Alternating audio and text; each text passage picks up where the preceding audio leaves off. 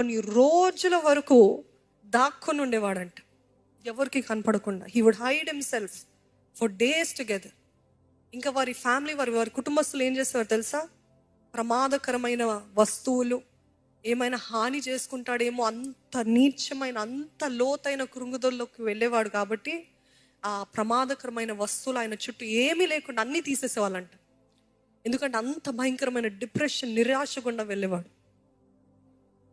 Charles Spurgeon ఏంటి, Martin Luther ఏంటండి, pilgrims progress రాసిన జాన్ బన్యన్ అనే వ్యక్తి, ఆ గొప్ప దైవజనుడు, ఎంత గొప్ప మర్మాలు దేవుడి గురించి బయలుపరిచిన ఆ వ్యక్తి ఎన్నోసార్లు, నాకు అవ్వట్లేదు ప్రభా, నాకు ఈ భారము బరువుగుంది ప్రభా, నేను మోయలేకపోతున్నా, నా కాళ్ళపైన ఈ భారము బరువుగుంది, నేను ఒక్క అడుగు ముందుకు వేయలేకపోతున్నా అని ఎన్నోసార్లు నిరాశకి గురయ్యేవాడంట. ఈ మిషనరీలు, గొప్ప గొప్ప వ్యక్తులే, భక్తులే కాదండి.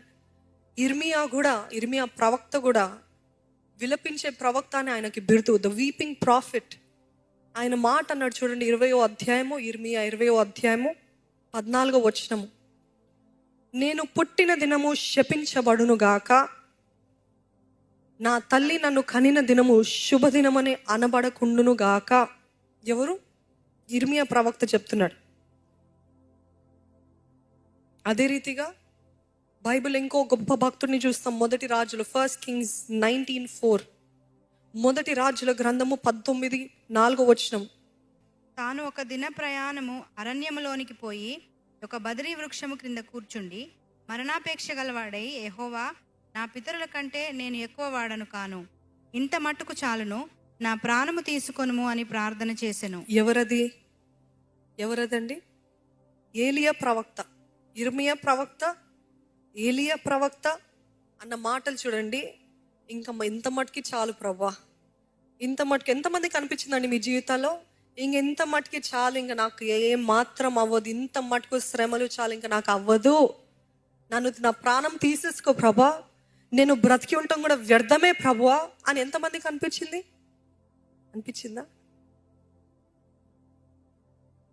ఏలియా, ఇర్మియా ఇటువంటి గొప్ప గొప్ప దైవజనులే, they had no hope, they were discouraged, they were depressed to the maximum.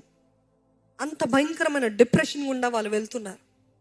మోలియా, నన్ను చంపే, నాకు అవ్వట్లేదు. ఇర్మియా, నాకు అవ్వట్లేదు, అసలు నేను పుట్టిన దినమై శపించబడును గాక అన్నాడు. ఈరోజు every believer will always feel this kind of expression. లేకపోతే ఈ ఎక్స్ప్రెషన్, ఈ థాట్, ఈ ఆలోచన ప్రతి విశ్వాసకి ఏదో